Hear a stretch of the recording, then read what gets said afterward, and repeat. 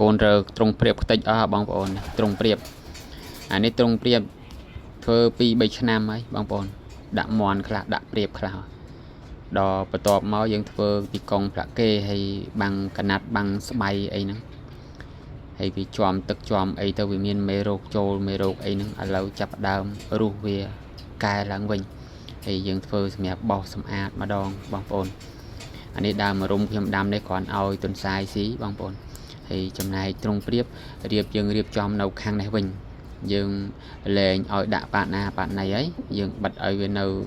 មេបានៅខាងនេះហើយមានឡុកកូនមានអីចឹងណាបងប្អូនយើងចង់ចិញ្ចឹមព្រៀបបានល្អបងប្អូនយើងត្រូវជ្រើសរើសទីតាំងដែលស្ងប់ស្ងាត់ណាហើយត្រង់ព្រៀបយើងត្រូវបិទបាំងឲ្យជិតកុំឲ្យឆ្មាកុំឲ្យឆ្កែចូលចឹងទៅកុំឲ្យវាខាំបំផ្លាញត្រង់ព្រៀបយើងកាលណាវាព្រុសវាដេញខាំហ្នឹងព្រៀបវាភ័យវាមានកូនមានពងអីវាណាវាបាត់ហ្នឹងវាត្រូវតារើពងរើកន្លែងវាហោះហើរចេញបាត់ហើយដូចជាក់ស្ដែងនៅក្នុងត្រង់ព្រៀបខ្ញុំនេះកូនពងព្រៀបណាពងព្រៀបបើសិនណា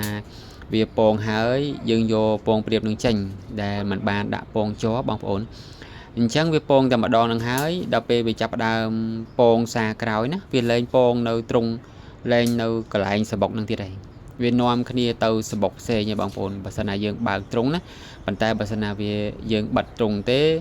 មានពេលខ្លះវាលែងពងនៅកន្លែងលើហើយលែងកន្លែងលើដែលយើងដាក់សបុកវាហ្នឹងហើយវាមកពងក្រោមវិញព្រោះអីវាខ្លាចបាត់ពងវាទៀតនោះ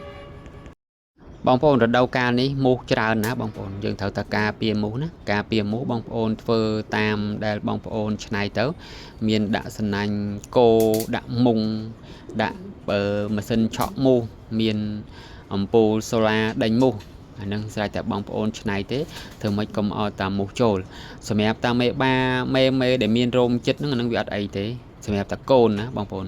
កូនតូចក៏វាអត់អីដែរមេវាក្របដល់ពេលវាលើសពីតាមួយអាទិត្យហើយវារៀងធំតិចទៅក្របអត់ចិត្តហៀនោះវាចាប់ដើមមូសខំចំពុះខំគូតទៅវាចាប់ដើមកើតពកកើតអុចឲ្យបងប្អូនហើយអាពកអាអុចហ្នឹងណាបើសិនណាយើងមិនបានមើលទេតែ3 4ថ្ងៃវាកើតឆ្ញេះអញ្ចឹងព្រៀបយើងហ្នឹងណាកូនព្រៀបយើងហ្នឹងវាលែងស៊ីចំណីអាចកាំងគេអាចក្តៅខ្លួនស្លាប់បាត់បង់ជីវិតហើយណាបងប្អូនហើយយើងត្រូវតែព្យាបាលសម្រាប់ម៉ាស៊ីនឆក់មូសណាខ្ញុំមានបងប្អូនណា20 វ៉ាត់បងប្អូន20 វ៉ាត់มันបានចែកច្រើនទេចែកបានម្នាក់មួយណាបងប្អូនចែកបានម្នាក់មួយវគ្គនេះសានេះកូនព្រៀបខ្ញុំញាស់បានគូច្រើនដែរបងប្អូនញាស់បានច្រើនដែរហើយវគ្គមុនឥឡូវហ្នឹងវាចាប់ដើមរោចូលសបុកខ្លះទៀតហើយវគ្គដែលវាក្រាបវាញាស់អីហ្នឹងវាធំអស់ហើយដុះស្លាបចិត្តអស់ហើយប្រមាណច្រើនគូដែរបងប្អូនអានេះវាមានលាយគ្នាមានព្រៀបមន់ព្រៀបឃីងអីចឹងទៅវាមិនតែមកពូជទេព្រោះអីខ្ញុំចាំ3ពូជបងប្អូនខ្ញុំចាំមានពូជមួយឌៀនអានេះពូជមួយឌៀនគីឡូធំ1គីឡូណាហើយវាមានពូជឃីងណាពូជឃីងហើយវាមានពូជមន់ក្រងលំដាប់ទី2ទៀតអាពួក6ខាំកន្លះ7ខាំ8ខាំហ្នឹងណាចន្លោះហ្នឹងណាហើយមានព្រៀបមន់6ខាំកន្លះទៀតណា